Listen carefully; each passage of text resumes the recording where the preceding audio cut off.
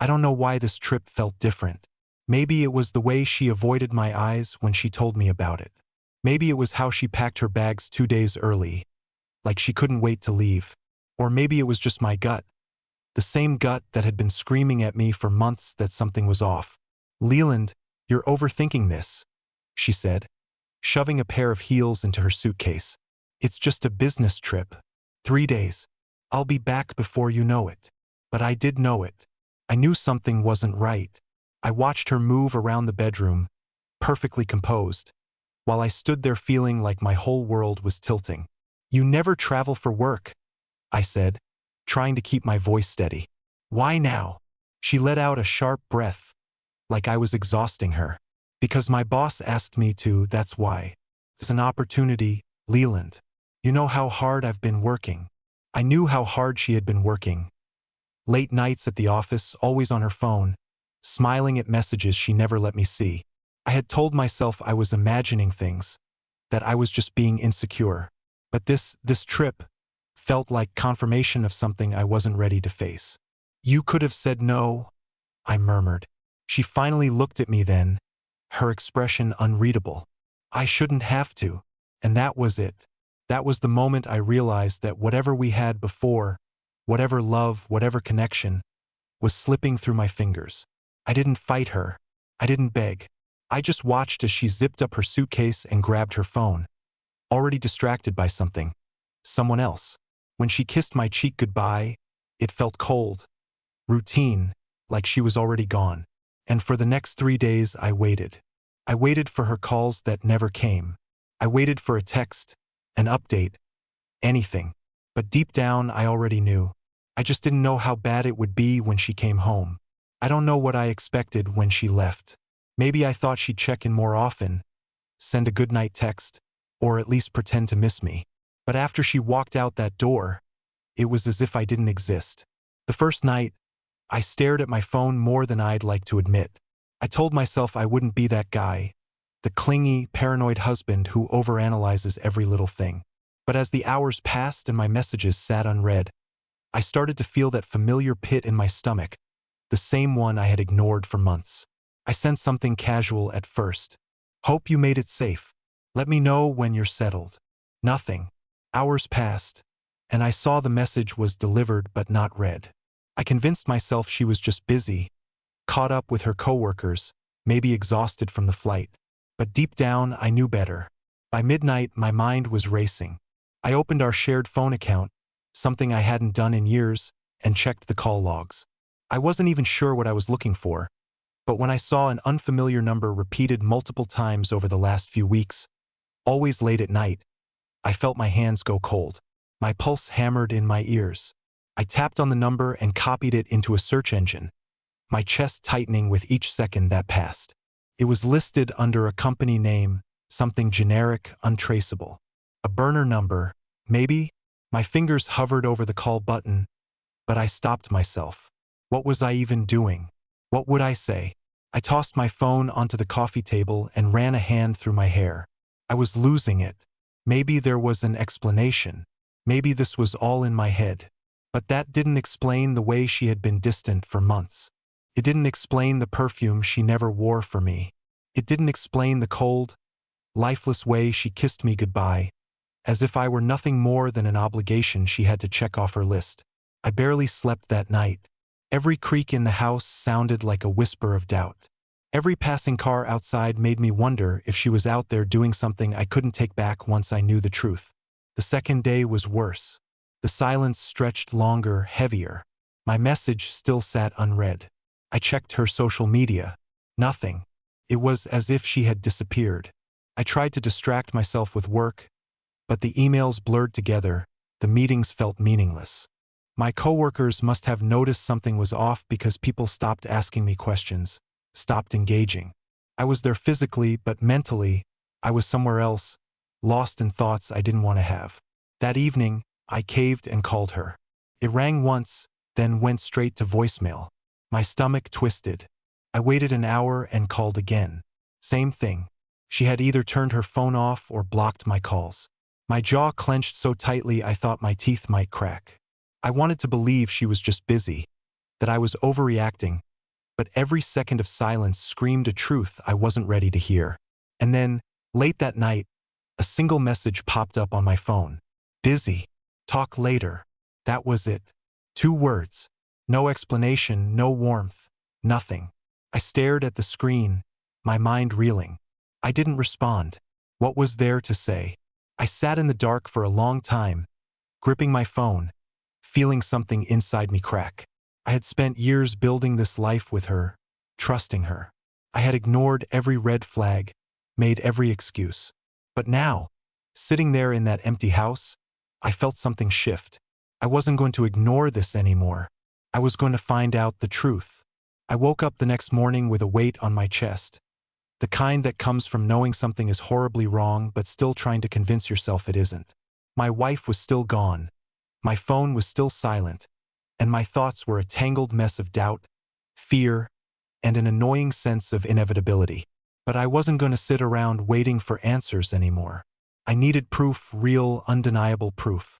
I started where any suspicious husband would, our home computer. Melissa rarely used it anymore, favoring her phone and work laptop, but I knew she still logged into her accounts from time to time. I opened the browser history, my pulse quickening, and there it was.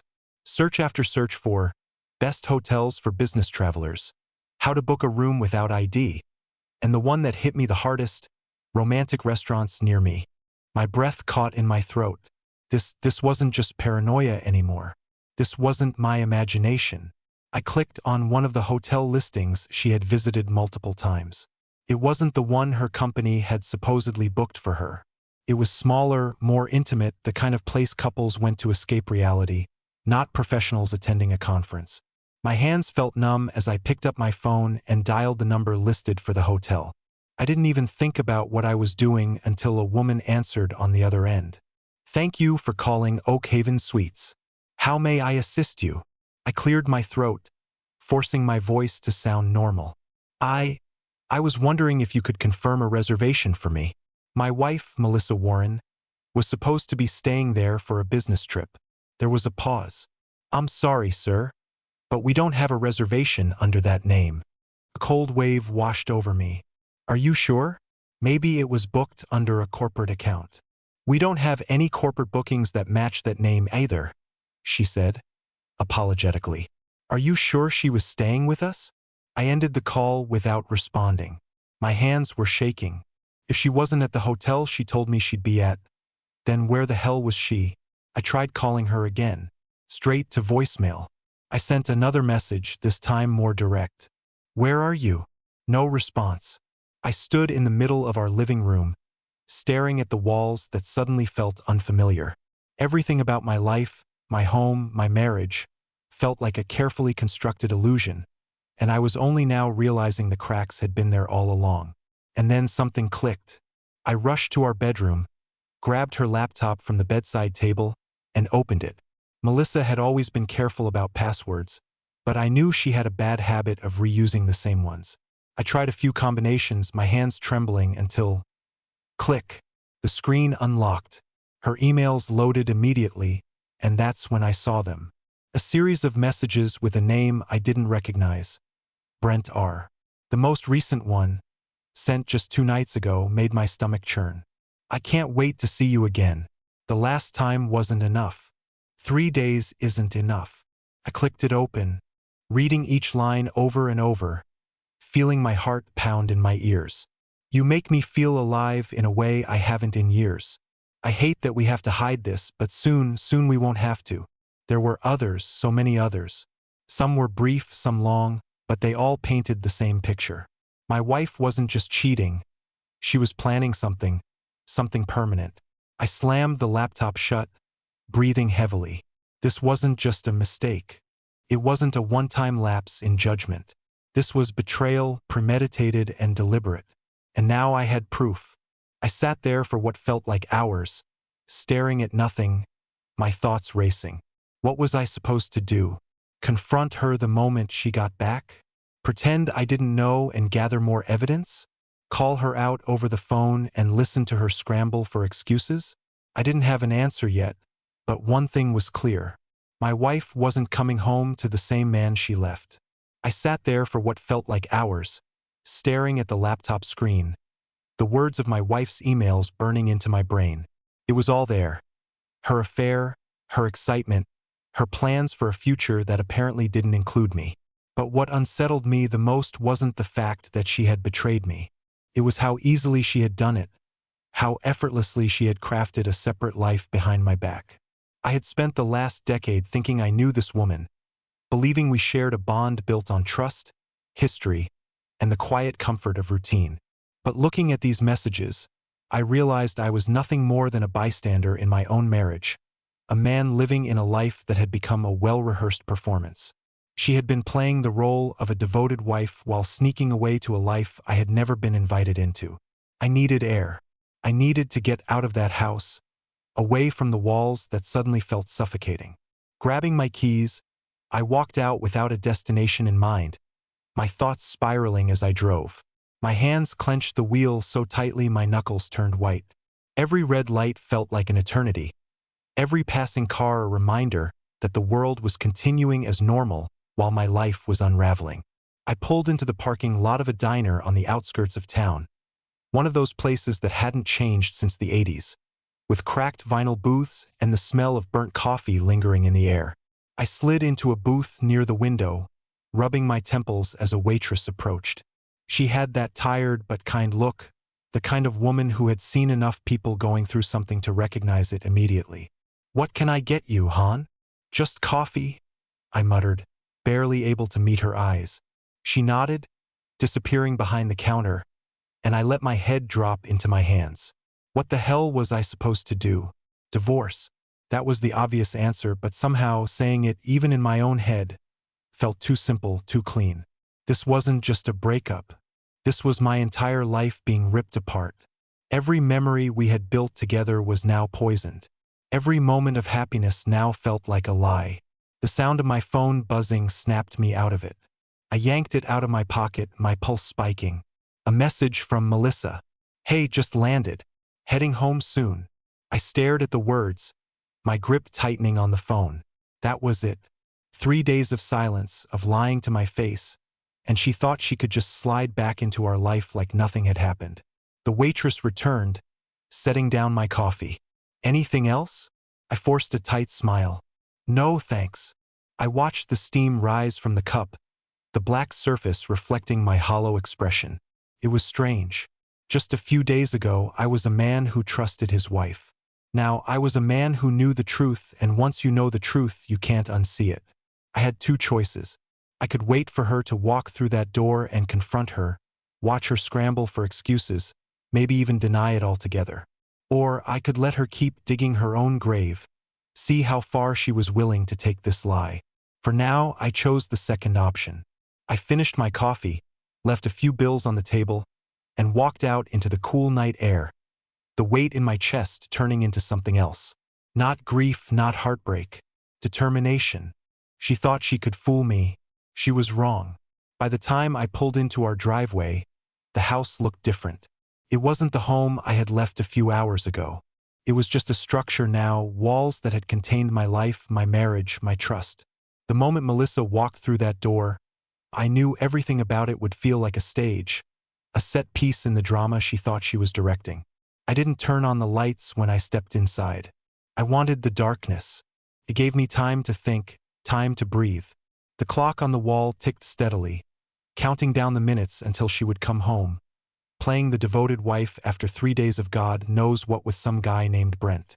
I sat in the armchair by the window, the same chair where I had once waited for her to come home from work, back when I trusted her. Funny how time changes the meaning of things. The sound of a car pulling up made my entire body tense. Headlights swept across the room, and then the slam of a car door. Her silhouette passed in front of the window, and I could hear the telltale rustle of her suitcase wheels against the pavement. I stayed still, my breathing controlled, as the key slipped into the lock. The door opened, and she stepped inside, humming softly to herself. She flicked on the light, and then she froze. I was right there, staring at her. For a second, there was something almost comical about it. The way her mouth parted slightly, her body stiffening like she had been caught sneaking into her parents' house after curfew. But she wasn't a teenager. She was a grown woman who had just spent 3 days lying to my face. "Leland," she exclaimed, her voice just a bit too cheerful, a bit too forced. "You scared me." Sitting there in the dark, she let out a laugh that didn't quite reach her eyes. I didn't say anything. I just watched her. Her expression flickered, her usual confidence wavering under my silence. "I texted you when I landed. Didn't you get it?" I tilted my head slightly. "I did." She hesitated, shifting her weight from one foot to the other. She was waiting for me to act normal, to smile, to pretend that everything was just as she left it. But I wasn't going to make this easy for her. She set her suitcase down and walked toward me, forcing a warm expression. "It was such a long trip," she sighed, stretching like she was exhausted. "I need a shower and a good night's sleep." I let the silence stretch between us before finally speaking. "How was the hotel?" She blinked. "Huh. The hotel. The one you were supposed to stay at. How was it?" She let out a nervous little chuckle, waving a hand dismissively. "Oh, just like any other hotel. Clean, nice, basic. Nothing special." I let the weight of my next words settle in before I spoke them. "That's funny because I called the hotel. They said they didn't have a reservation under your name or under your company's name." Everything about her shifted in an instant. Her shoulders tensed, her pupils shrank, and for the first time in years, I saw something I hadn't seen on her face since we were younger. Fear. She tried to recover quickly, her lips parting as if to throw out some excuse, but I didn't give her the chance. I stood up, closing the distance between us. "Who is Brent?" I asked, my voice level controlled. Her entire body stiffened. She had a choice in that moment. She could deny everything, try to gaslight me into thinking I was crazy. Or she could tell the truth, own up to what she had done. Instead, she did something I didn't expect. She begged. Tears welled up in her eyes almost instantly. But they weren't the tears of someone who regretted what they had done. They were the tears of someone who had just realized she was caught. "Leland, I can explain," she whispered, reaching for my hands. I pulled back before she could touch me. "Go ahead. Explain." She opened her mouth, but nothing came out. For the first time in all the years I had known her, she was completely speechless. I nodded slowly. "That's what I thought." The house was so quiet I could hear the ticking of the clock on the wall. She wiped at her eyes, shaking her head. "It's not what you think," she finally muttered. "Then what is it?" I challenged. She swallowed hard. "I made a mistake." I let out a dry laugh, shaking my head. "A mistake is forgetting to turn off the oven. A mistake is backing into a mailbox. You spent months lying to me, sneaking around behind my back, planning something with him." I took a step closer, lowering my voice. "That's not a mistake, Melissa. That's a choice. And you made it every single day." She collapsed onto the couch, burying her face in her hands. "Please," she whispered. "Just please don't leave me." The audacity of it stunned me. She had betrayed me, and yet here she was, acting as if I was the one abandoning her. But I wasn't going to give her an answer, not yet. Instead, I picked up her suitcase and rolled it toward the door. "You can sleep somewhere else tonight," I said simply. She looked up at me, her lips trembling. "No, Leland, please." I opened the door. "Go." And for the first time since she had walked back into this house, she realized she had no control over the situation anymore. She stood up slowly, her hands shaking as she grabbed the suitcase. She lingered in the doorway as if waiting for me to change my mind, but I didn't. She stepped outside. I shut the door, and just like that, she was out of my house, out of my life, or so I thought. The moment the door shut behind Melissa, the weight in my chest didn't lift. If anything, it got heavier. I had thought, naively, maybe that kicking her out would bring me some sort of relief, that I'd feel triumphant, powerful even. But all I felt was empty. The house was eerily quiet now, as if it too was waiting for something. For years, this place had been filled with the sound of her laughter, the hum of our late-night conversations, the little rituals that made it a home. Now it just felt like four walls full of lies. I stood in the middle of the living room, staring at the space where she had been sitting just minutes ago, where she had begged me not to throw her out. Her voice still echoed in my mind. Please, just please don't leave me. Was that regret or just desperation? I wasn't sure, and honestly, I didn't care. I needed answers, real answers, answers that weren't wrapped in fake tears and last-minute excuses.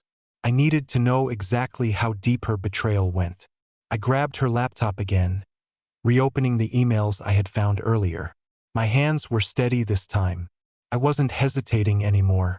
I scrolled through the messages, reading every word carefully, trying to piece together the full picture. The affair had been going on longer than I thought, almost a year. A year. I clenched my jaw, my grip tightening on the mouse. She had spent 12 months sneaking around behind my back, making a fool out of me while I was at home trusting her, making dinner, asking about her day. She was meeting up with him, lying to my face every single night, telling me she was exhausted from work while she was out with someone else. And the worst part? It wasn't just physical. It was emotional. The emails weren't just about their meetups. They were about their future, their plans. There were messages about getting away together, about how he made her feel things she hadn't felt in years, about how our marriage was holding her back, how I had become too predictable. Too predictable. I let out a bitter laugh, shaking my head. I had been a good husband. I had given her stability, support, everything she ever said she wanted. And now that was a bad thing? Because I wasn't exciting enough? She had rewritten our entire relationship in her head, turned me into some kind of obstacle to her real happiness. I kept scrolling, my pulse quickening as I found an attachment in one of the emails. A hotel confirmation. A different hotel from the one she had told me about. Room 206. It was booked under his name, not hers, but her name was listed as the additional guest. I exhaled slowly, my mind racing. The hotel was only a 30-minute drive away. She had just come from there, probably spent the entire weekend wrapped up in his arms, whispering about the life they were going to build together, while I sat at home wondering why my wife didn't love me anymore. And now she wanted forgiveness. Now she wanted me to comfort her. I shut the laptop and leaned back, closing my eyes. My head was pounding, my body vibrating with adrenaline. I knew I should sleep, but I also knew I wouldn't. How could I, when every time I closed my eyes, all I could see was her lying next to him in that hotel bed? A sharp knock at the door made my eyes snap open. My whole body tensed. I didn't need to check. I already knew who it was. Melissa. I stayed frozen for a moment, debating whether I should even open it. But another knock came, harder this time, followed by her voice. Please, I just need to talk. I let out a slow breath, pushing myself up from the chair. My legs felt heavy, like I was walking through water. I opened the door just a crack, enough to see her standing there under the porch light, her eyes red and swollen. She was still clutching her suitcase as if she hadn't gone anywhere at all. She swallowed hard. Can I come back inside? I stared at her for a long moment, my grip tightening on the doorknob. She had spent a year lying to me, a year throwing away our marriage like it meant nothing. And now she was asking for a second chance? I had my answer, but I wasn't sure if she was ready to hear it yet. Melissa stood on the porch, her face pale in the dim light, her fingers gripping the handle of her suitcase so tightly that her knuckles turned white. Her whole body trembled, though I couldn't tell if it was from the cold or from the weight of the moment. Leland, she whispered, her voice thick with emotion. Please just let me inside. Let's talk. For a second, I almost did. Not because I wanted to hear her excuses, but because a part of me, the part that had spent years loving her, trusting her, wanted to believe this was all some kind of mistake, that there was a version of events where she wasn't the woman who had betrayed me, where she was still my wife, still the person I had built a life with. But I knew better now. I kept my hand on the doorknob, my jaw tight. Talk about what, Melissa? My voice was calm, steady, too steady. About how you spent 3 days in a hotel with another man. About how you planned to leave me, but only after you were sure he wanted to keep you. Her lips parted, and for a split second, I saw real fear in her eyes. Not fear of losing me, but fear of losing control of the situation. No, it's not. She stopped herself, shaking her head. I messed up, okay? I know I did. But, stop. I cut her off. I don't want to hear your rehearsed speech. I want to hear the truth. Her breath hitched, and I could see the war in her eyes. She had two choices: lie and hope I believed her, or tell the truth and face whatever consequences came next. But Melissa had always been a coward. It didn't mean anything, she said finally, her voice trembling. It was stupid. It was a mistake. I laughed, but there was no humor in it, just exhaustion. A mistake. I shook my head. You planned this, Melissa. You lied to me for months. You snuck around behind my back. That's not a mistake. That's a choice. A dozen choices. 100 of them. She flinched like I had slapped her, but I wasn't done. I took a step closer, lowering my voice. And let's be real. You're not here because you feel guilty. You're here because you got caught. Her eyes glistened with unshed tears, but I refused to let them affect me. Not this time. I took a deep breath, my grip on the door tightening. Tell me something, Melissa. If I hadn't found out, would you have told me? Silence. That was my answer. I nodded, swallowing the lump in my throat. That's what I thought. I turned back toward the house, ready to shut the door on this conversation, on this marriage, on everything we had built. But then she grabbed my wrist. Wait. Her voice cracked. I love you, Leland. I froze, not because I believed her, but because of how easily she said it, like those words still meant something, like they still held weight. I turned back to face her, staring directly into her eyes. No, you don't, I said simply. You love what I give you. The stability, the comfort, the fact that you knew no matter what, I would have been here waiting for you. You love that I never questioned you, that I trusted you without hesitation. But you don't love me, because if you did, you wouldn't have done this. Her breath caught in her throat, and I saw the exact moment she realized she had lost me for good. I pulled my wrist free and stepped back inside. Go stay with Brent, I said, my voice empty now. That's what you wanted, right? Her face crumpled. Leland, please. I shut the door, and this time I didn't hesitate. I stood there for a long time, my hands still on the doorknob, listening to the silence on the other side. For a few moments, I thought she might knock again, beg harder, try one last desperate attempt to claw her way back into my life. But there was nothing, just the distant hum of the street lights, the sound of a car driving down the road, and the occasional rustling of the wind. And then, finally, I heard her suitcase wheels scraping against the pavement. She was leaving. I exhaled slowly, a breath I hadn't realized I'd been holding for what felt like years. I walked away from the door, my legs feeling strangely light, as if I had been carrying something heavy for too long and had only just set it down. I made my way to the couch and collapsed onto it, staring at the ceiling, letting the reality of it all sink in. She was gone. For good this time. And for the first time in months, maybe even years, I didn't feel trapped. I felt free. The morning after, I woke up to sunlight streaming through the curtains. The house was still peaceful. No more waiting for a text that wouldn't come. No more second-guessing my gut. No more pretending that things were fine when they weren't. I got up and walked through the house, taking it all in. There was an eerie kind of calm, like the air had cleared after a storm. I brewed a cup of coffee, the rich aroma filling the kitchen, and for the first time in a long while, I actually enjoyed it. No distractions, no unease in the pit of my stomach, no wondering if my wife was really at work or sneaking around behind my back. Just me, standing in my own kitchen, drinking my coffee, and feeling more like myself than I had in years. I grabbed my phone, ignoring the unread messages from Melissa, and instead opened a new conversation, a number I hadn't texted in a long time. Hey, Ethan. Been a while. Want to grab a beer tonight? My best friend, someone I had distanced myself from because I had been too caught up in keeping my marriage from falling apart. A message popped up almost instantly. Hell yes, about time. First rounds on me. I smiled, a real, genuine smile for the first time in a long time. I wasn't dreading what came next. The weight was gone. The lies were gone. The wrong person was gone. And the rest of my life? That was just beginning.